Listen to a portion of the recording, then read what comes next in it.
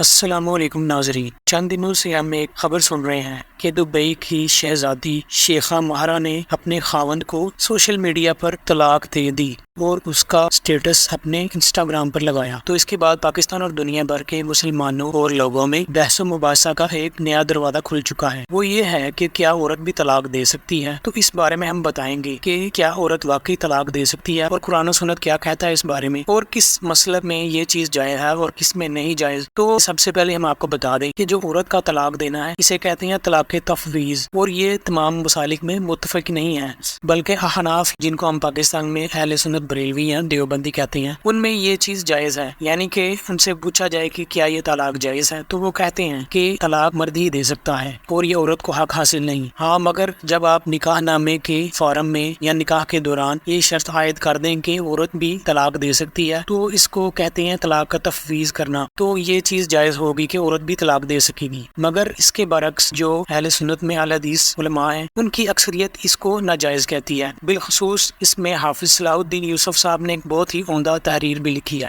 اور انہوں نے بتایا ہے اس تحریر میں کہ احناف اور چند اہل حدیث علماء اس کے جواز کے قائل ہیں۔ وہ اس حدیث کو بنیاد بناتے ہیں کہ نبی کریم صلی اللہ علیہ وسلم نے فرمایا، جن شرطوں کا پورا کرنا سب سے زیادہ ضروری ہے وہ شرطیں ہیں جن کے ذریعے تم شرمگاہیں حلال کرو۔ تو احناف کہتے ہیں کہ اس حدیث میں کہا گیا ہے کہ آپ جو بھی شرائط طے کریں نکاح سے پہلے، تو ان میں سے آپ یہ بھی شرط رکھ سکتے ہو اپنی مرضی سے کہ عورت بھی طلاق دے سکتی ہے۔ تو اس کی جگہ میں حافظ صاحب نے یہ حدیث بھی کوٹ کی ہے کہ مسلمانوں کے لیے اپنی طے کردہ شرطوں کی پابندی ضروری ہے، سوائے اس شرط کے جو کسی حلال کو حرام یا کسی حرام کو حلال کر دے، یعنی کہ ایسی شرطیں کالعدم ہوگی۔ اور اس کے بارے میں انہوں نے ایک اور بھی حدیث کوٹ کر کے بتائی۔ بریرہ رضی اللہ عنہ ایک لونڈی تھی اور مکاتبہ تھی، یعنی مالکوں کے ساتھ اس کا معاہدہ ہو چکا تھا کہ اتنی رقم تو ادا کر دے گی تو ہماری طرف سے آزاد ہے۔ بریرہ رضی اللہ عنہ سیدہ عائشہ رضی اللہ عنہ کے پاس آئی اور فرمایا کہ آپ مجھے خرید کر آزاد کر دے۔ سیدہ عائشہ نے فرمایا ٹھیک ہے۔ بریرہ رضی اللہ عنہ نے کہا لیکن میرے آقا کہتے ہیں کہ حق ولا ان کا ہوگا۔ سیدہ عائشہ نے فرمایا مجھے حق ولا کی کوئی حاجت نہیں۔ تو یہ بات نبی کریم صلی اللہ علیہ وآلہ وسلم نے سن لی یا آپ تک پہنچ گئی، تو آپ نے سیدہ عائشہ سے فرمایا کہ اس لونڈی کو خرید کر آزاد کر دے اور مالکوں کو چھوڑ، وہ جو چاہے شرط کر لیں۔ چنانچہ سیدہ عائشہ نے بریرہ رضی اللہ عنہ کو قیمت دے کر آزاد کر دیا، اور اس کے مالکوں نے ولا کی شرط کر لی تھی کہ وہ ہمارا حق ہوگا، لیکن نبی صلی اللہ علیہ وسلم نے فرمایا حق ولا آزاد کرنے والے کا ہے، چاہے مالک 100 شرطیں لگا لیں۔ یعنی کہ حق ولا جو تھا وہ خریدنے والے کا تھا، تو بے شک انہوں نے ایک انویلڈ، ایک غیر اسلامی، غیر شرعی شرط لگائی تھی کہ حق ولا ان کا ہی ہوگا چاہے وہ لوگ اسے آزاد کر دیں، لیکن شرعی لحاظ سے حق ولا اسی کا ہے جو لونڈی کو آزاد کرتا ہے۔ یعنی انویلڈ شرائط کالعدم ہوگی،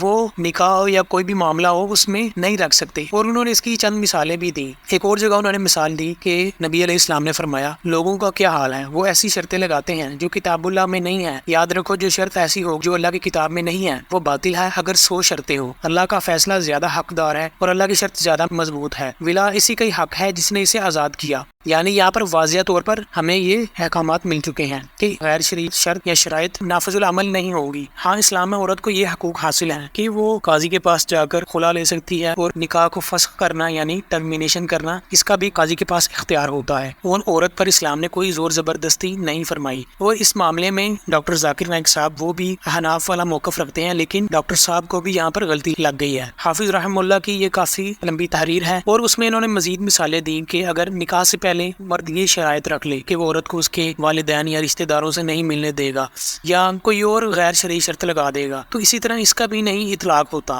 اب دبئی میں یہ شیخہ مہرہ کا جو بھی معاملہ درپیش آیا ہے، وہاں پر تو ویسے بھی فقہ میں تقلید کرتے ہیں۔ تو دوستو، آج کی ویڈیو کیسی لگی؟ انشاءاللہ اگلی ویڈیو میں ملتے ہیں ایک نئی خبر کے ساتھ۔ السلام علیکم۔